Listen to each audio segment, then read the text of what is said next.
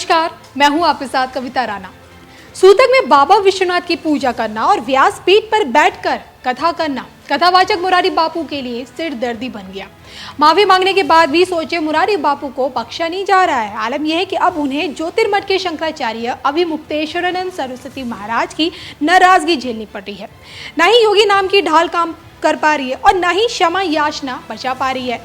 अब की बात शंकराचार्य द्वारा मुरारी बापू को सजा सुनाई गई है और इस पूरे मामले को समझने के लिए देखिए हमारी ये आज की ये खास रिपोर्ट।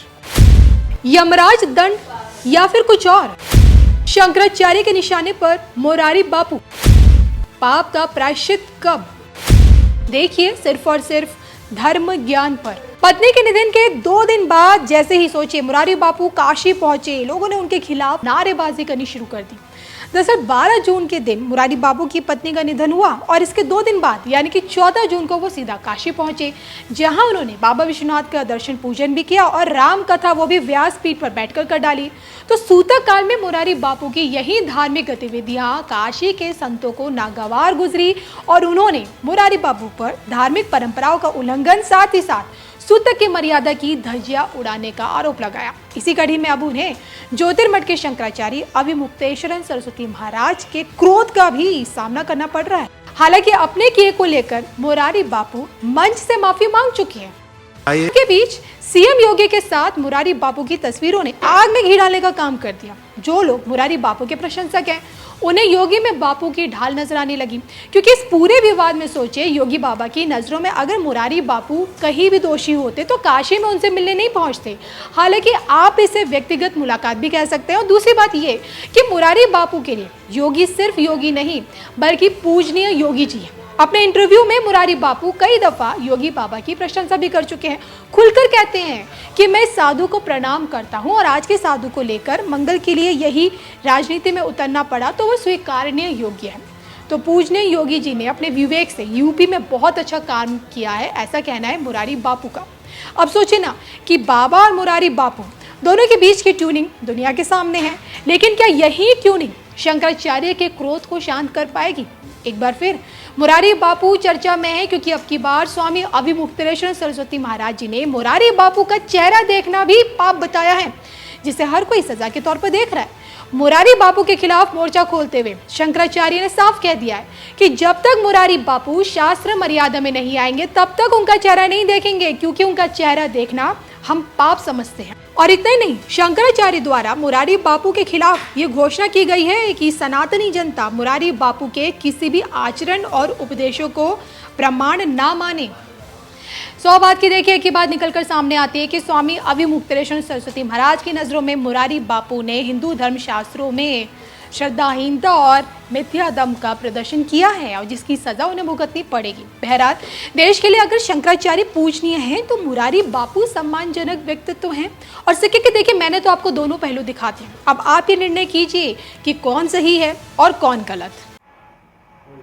गुरुजी, मुरारी बापू मंदिर दर्शन किए हैं और कथा वाचने कल से कथा वाचन शुरू हुआ उनका, जबकि सूतक काल में चल रहे हैं, वो सूतक उनके यहाँ है और वो 3 दिन पहले उनकी पत्नी का देहांत हुआ है। क्या ऐसा कर सकते हैं? जी बिल्कुल, शास्त्र का जो आदेश है प्रायः गरुड़ पुराण सहित तमाम शास्त्रों में सनातन धर्म के संविधान में लिखा गया है कि जन्म और मृत्यु के समय सूतक काल अर्थात अशौच काल अशुद्ध आदमी व्यक्ति होता है। उस समय में मंदिर में प्रवेश, मूर्ति स्पर्श और माला जप, धार्मिक ग्रंथों का स्पर्श इत्यादि वर्जित होता है। और हमारे यहाँ धर्मशास्त्र में कहा भी गया, जाते विप्रो दशाने है न दशाहे न भूपिपः वैश्य पंचादशाहे न शूद्रो मासे न शुद्धति।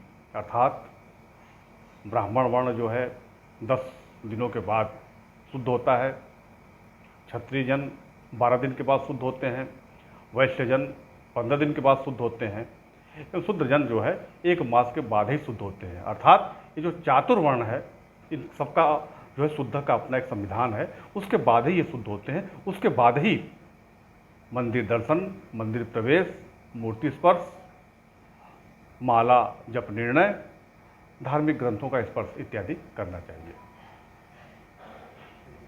ये कर रहे हैं संत, एक संत है ये, जैसा कर रहे हैं, कथा शुरू हो गई उनकी और मंदिर दर्शन भी कराए, तो ये क्या शास्त्रीय मान्यता परंपरा क्या कहती है? देखिए बिल्कुल बिल्कुल, देखिए किसी भी संप्रदाय के हों, अगर व्यक्ति सद्गृह संत है तो निश्चित रूपेण उसके पे सूतक काल लगेगा, और सूतक काल लगेगा तो निश्चित रूपेण मंदिर में प्रवेश, मूर्ति स्पर्श और माला जप से वर्जित बताया गया है शास्त्रों में, इसका वर्जन है। इसको जब तक वो शुद्ध नहीं होता है, अशुद्ध काल में इन सभी कर्मों को नहीं कर सकता। आपका शुभ परिचय? ज्योतिषाचार्य ऋषि द्विवेदी। काशी में प्रख्यात कथावाचक मुरारी बापू के द्वारा सूतक की परिस्थितियों में राम कथा कहना घोर निंदनीय है। जब व्यक्ति धर्म से ऊपर उठ करके अर्थ की कामना से इस प्रकार के आचरण करता है, यह समाज के लिए निंदनीय हो जाता है। पूर्व में भी यह जानते हुए कि 32 प्रकार की अग्नि होती है, लेकिन उन्होंने चिता की अग्नि के सामने फेरे दिलवा करके विवाह कराए थे। तो मंगल को अमंगल से रिश्ता जोड़ना और उसकी गलत व्याख्या करना और व्यासपीठ पर बैठ करके अल्लाह मौला करना, यह आचरण शोभा नहीं देता है। व्यासपीठों की मर्यादाओं को बना करके रखेंगे तो ज्यादा ठीक होगा। हाँ, सूतक 4 लोगों को नहीं लगता है, ब्रह्मनिष्ठ यति को नहीं लगता है, ब्रह्मचारी को नहीं लगता है, राजा को नहीं लगता है, और प्रतिदिन अग्निहोत्र करने वाले को, तो अग्निहोत्री का जो अधिकार है वो सपत्नीक है, न कि अपत्नीक है। तो मुरारी बापू को यह बताना चाहिए कि इन चारों में वो क्या है। दूसरे, कौन सी ऐसी बैरागी परंपरा है कि जो 16 दिन से पहले समष्टि और षोडशी का भंडारा करती है, जिसके यहाँ पिंडदान हुए बगैर जो है, कौन सा ऐसा परंपरा है? सिर्फ संन्यास परंपरा में जीवित ही स्वयं का श्राद्ध किया जाता है, बीरजा होम होता है।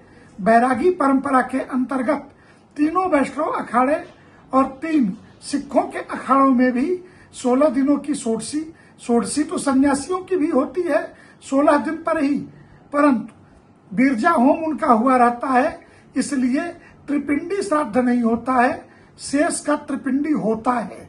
तो मुरारी बापू समाज को धोखा मत दें और धर्म को धंधा में मत बदलें, यही बेहतर होगा।